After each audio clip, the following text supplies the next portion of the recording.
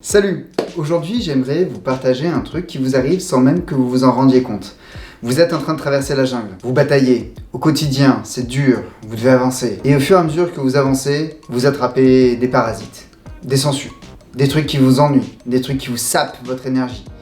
Et ces trucs-là, on va s'en débarrasser aujourd'hui. On va passer en mode exterminator, vous allez voir, ça va très bien se passer et surtout, ça va vous être super utile.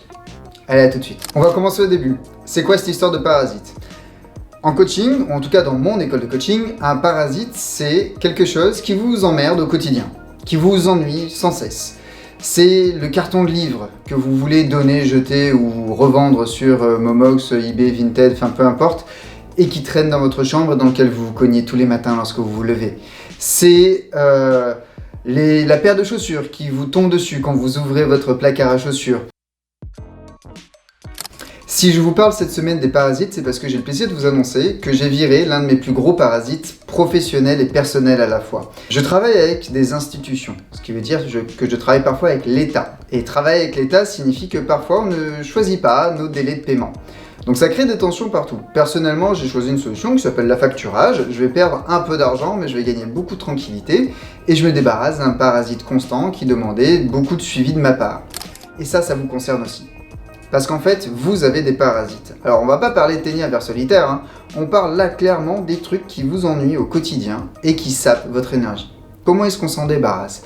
On s'en débarrasse de la manière la plus simple qui soit. Parfois c'est un investissement, parfois c'est tout simplement virer le problème, et parfois c'est se prendre par la main et poser l'acte. 3 exemples qui vont vous montrer ces 3 résolutions possibles. Le premier, c'est un investissement. Ça fait des années que je pratique la guitare et que ma guitare est rangée dans sa housse. Ce qui veut dire qu'à chaque fois que je veux pratiquer la guitare, je dois prendre la housse, la sortir de son rangement, ouvrir, prendre ma guitare et jouer. Autant vous dire que j'en faisais pas beaucoup. L'an dernier, j'ai investi dans un stand, dans un pied pour ma guitare. C'est un parasite qui a été résolu grâce à un investissement. Un autre parasite, par exemple, je parlais du carton de livres ou de fringues à foutre sur Vinted. Et là, typiquement, nous, on a décidé de se faire une après-midi mise en vente Vinted. Et du coup, on a tout foutu sur Vinted et on a fait pareil sur les livres avec une appli qui s'appelle Momox. Dans tous les cas, on s'est pris par la main et on a résolu. C'est des exemples qui peuvent vous paraître bénins.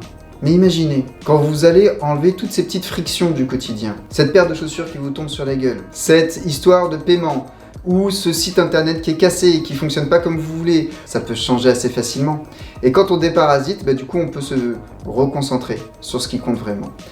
Et dans la période qui arrive, avec les fêtes de Noël, où vous allez devoir aller trouver des cadeaux pour les uns pour les autres, vous allez devoir dédier du temps à la famille, cherchez pas, vous pouvez faire différemment, mais globalement c'est ce qui va se passer. Le déparasitage va vous permettre d'être vraiment là. Et pour être vraiment là, le plus simple, c'est de pas penser à autre chose, de virer tous les parasites, de virer toutes les sangsues qui vous pompent votre énergie pour profiter pleinement de l'instant présent et vous développer comme vous en avez envie. Allez, bisous!